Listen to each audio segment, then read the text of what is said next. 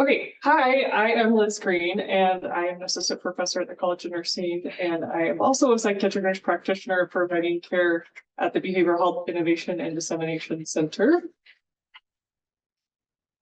And I am Cynthia Garbett. I'm also an associate assistant professor and a psychiatric nurse practitioner. As you can tell, I'm nervous. I'm just like drenched in sweat over here. Just a good thing you guys can't see this. And we also have Ann Bell, who's part of our team on this project.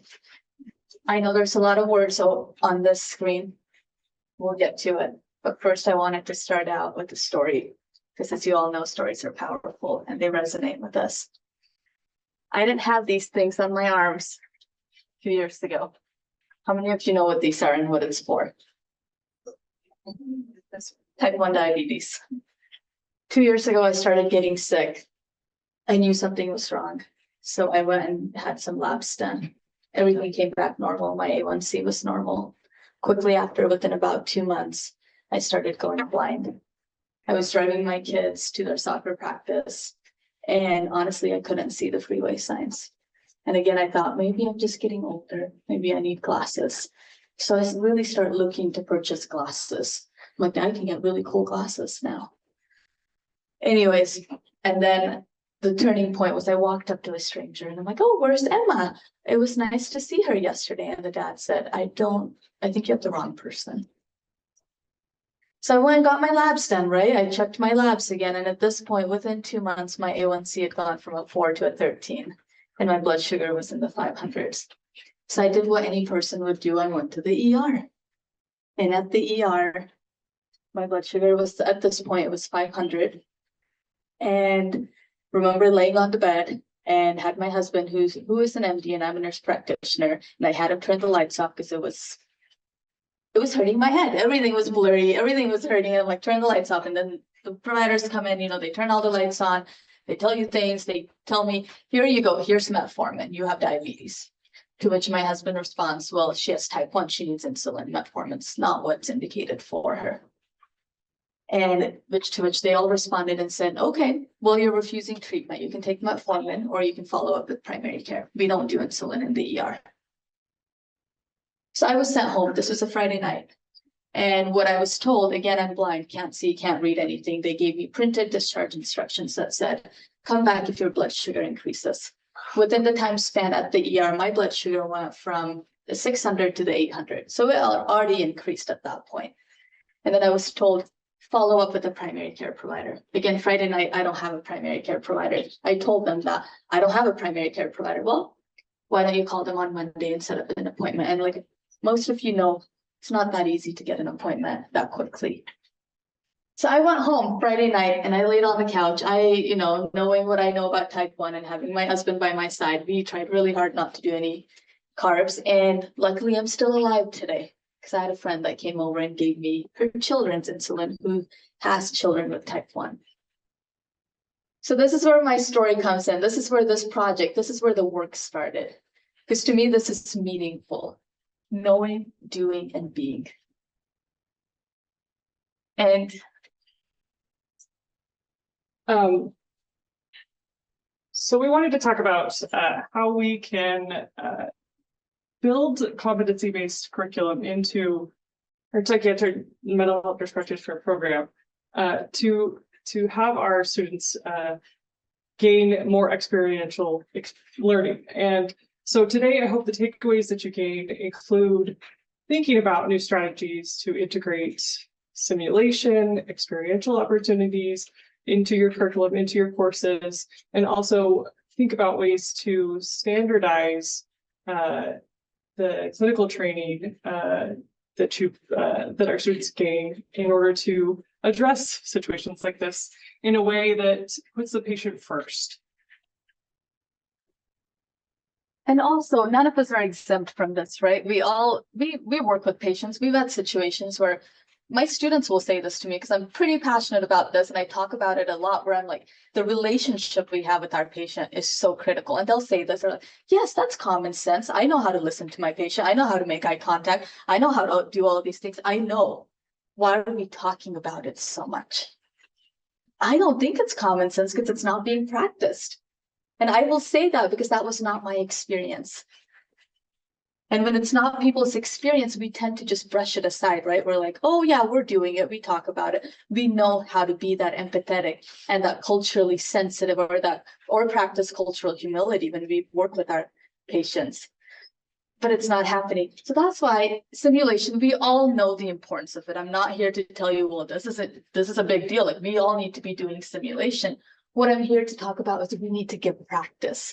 We need to create a space for our students where, yes, we prioritize that didactic knowledge, the knowing and the doing, but how do we also move from this paradigm shift in academia culture where we also create this playground for our students, right? Where we create this space where we create case studies, case scenarios, where they can sit with their patient and they can do what they need to do.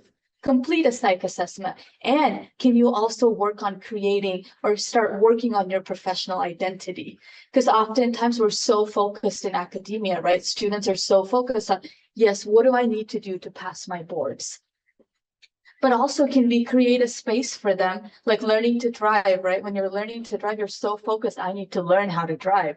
But it's with practice, you figure out, oh, I can drive now, and I can figure out how to turn on music, how I can talk to somebody at the same time. And that's where the simulation comes in, the being aspect. Can you be with your patient when they're reporting to you symptoms of anxiety? Can you also pause and hear what they just said, which is, and I recently lost my job. I'm a single mom. I was also recently divorced. Can you pause and can you ask more about questions like that and be with them so you're not just throwing medications? Because again, we can get into this cycle when we see the patient through the lens we want to see them. As simple as they saw my blood sugar, they see I'm an adult. She's got to have type 2. But if they took a few minutes to ask me, I would have told them, guess what? I have labs. Do you want to check? Like, it's in this system there. You can check that I have labs that was just done 2 months ago. Like, simple interactions like that. It doesn't take very much time, but it starts with our students in academia, where let's give them case studies and let's give them feedback. Let's have them interact with these SPs, standardized patients, and then let's observe them and then let's give them feedback. Let's ask them, so what was difficult for you? And then we also allow our SPs to give feedback to our students, especially how many times have we wondered, why did this patient not come back? But our students get to experience that, where they get to ask the actor, would you come back to me? And why not? So I think this is a lot about what we are talking about today already, is how do we move the marker forward? How do we go from traditional approaches into competency-based curriculums? And so just kind of looking at the comparison, yes, we are still giving grades, but we wanted to think about, how are we assessing? Are we going to assess in a way that is looking at competency mastery versus just content-based? And Dr. Garbett will talk about the trajectory and kind of overflow of our project, but these are some of the outlines of what we were looking at when we were developing our curriculum. When it comes to time-based learning, are we looking at evaluating our students in clinical settings just by how many hours they obtain? And if we are, how do we know that they're meeting those competencies? How do we know that they're obtaining the level of mastery that we expect them as clinicians? And so we want to shift more towards mastery learning and being able to observe them doing that in a simulation center. And then shifting towards skills focused and really ultimately learner centered instead of instructor centered. I know I got most of this already. I'm also speaking really quickly. The knowing aspect. So we did this project in a mood, anxiety, and PTSD course. It's a big course. So again, not only did we do all the didactic knowledge, because yes, students need to know what they need to know and be able to do it, right? You can't just, like, somebody comes in, they report symptoms of anxiety. You need to know what questions to ask and what are you going to do about anxiety? And with these two things in place, are you able to be with your patient? So what we did in the mood and anxiety course is we set it up. Again, psychological safety is very important, especially when we're trying to create a relationship like this, where I'm wanting the student to be with your patient while you also are doing everything else that's required in the class. So it started with first having a community preceptor come to our class, Because again, the more we get our preceptors involved, the ones that are actually working with our students in the community and observing how they are actually, assessing for competency. So we had one of our preceptors from 4th Street Clinic, a nurse practitioner, come in, and him and me, we did a full psych assessment. So the students actually got to see how this should be done and where do we pause, what questions do we ask, some of the necessary questions and some of the questions that were asked to build a relationship with the patient. And the second step is we put the students in groups. So they got to build, again, that psychological safety where they didn't feel they were all alone, but they had a partner with them and they could do it as a dyad. And the last step was actually giving them the full hour with the standardized patient. And all these steps were done for a reason, again, helping them have that comfort level so they can build their professional identity. Because again, it takes time. It's not easy. We all know that, right? We've been in situations where somebody's watching us and now we have to do what they're asking us to do. Would I be my authentic self? No. But the more I do it, the better I will get at it and the more comfortable I will get. So what have we learned from this? Honestly, it's filled my cup as a faculty member because I get to see the light bulb moment in my students. Like we talk a lot about, you do this with your patient. We talk about biases. We talk about discrimination. We talk about prejudice. But again, none of those really set in unless you see it play out for you as a person, for you as a student, for you as a professional. So when they're in simulation, they get to see what they missed because they'll be, even after the simulation, when we have debriefing, they will say, oh my goodness, I thought I paused, but I didn't. The patient just said they used to love reading books. And I could have paused and said, tell me what you like to read. This is what I'm reading. But instead, I just jumped to the next question of trying to rule out depression. So being able to get them to see where they're at and where they want to be. What do I want to be? What kind of a psychiatric nurse practitioner do I want to be? Should and needs to be starting in our academia setting, not after they graduate and then they're sitting in front of a patient, not at the cost of our patients' time and their lives. So again, honestly, for faculty members, like for me, it's filled my cup, and being able for students, like senior students, this is the second time we're doing it. Our senior students that did it the first time around, they come back and they ask, can I volunteer? Can I help out? Can I give feedback? And that's a big deal too, because now the students are experiencing the meaningfulness and they're getting passionate about, yes, we need to do better at how we relate with our patients and how present we are with our patients. And satisfaction improved by both students and faculty. I'll wrap us up here in talking about challenges and future direction. So certainly our biggest challenge has been time. There's 2 of us and at least 15, 16 students, and it's going to be higher as we go forward. And so time on our side of evaluating a full psychiatric evaluation for every student with one-on-one with a standardized patient. That's a lot of time involved. And so we're working on ways to broaden our team so that we can make sure that we're evaluating in a quickly and efficient way. Time was also a concern for our students. They didn't feel like they got enough time as newbies with their patients. And so working with them to be more efficient as well.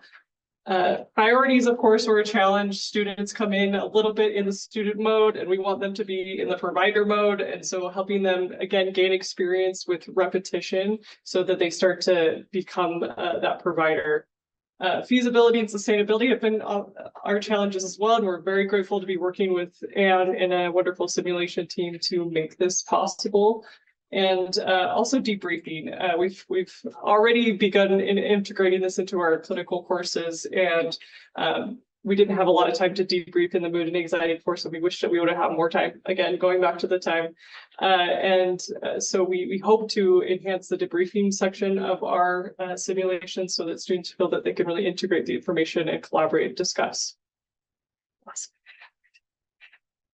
And then future direction. So competency-based education is the future for us, and the good news is that students and faculty enjoy it. When it comes to simulation and experiential learning, it's fun, it's exciting, it's effective, and so we want more. And we're already building this into our practical courses and plan to continue to move that forward, possibly into our didactic courses. We want to look at enhancing our measurement tools, and then also looking at inter-cohort collaboration. So again, going back to this initial, our newbies doing their first eval, can we pair them with senior students to work on that collaboration, and the seniors getting the opportunity to teach and assess as well. And then of course, just refining the process over time. Like Dr. Garbett said, this is our first year doing this, but we're having so much fun. It's great, and we hope to do it some more. So thank you for your time.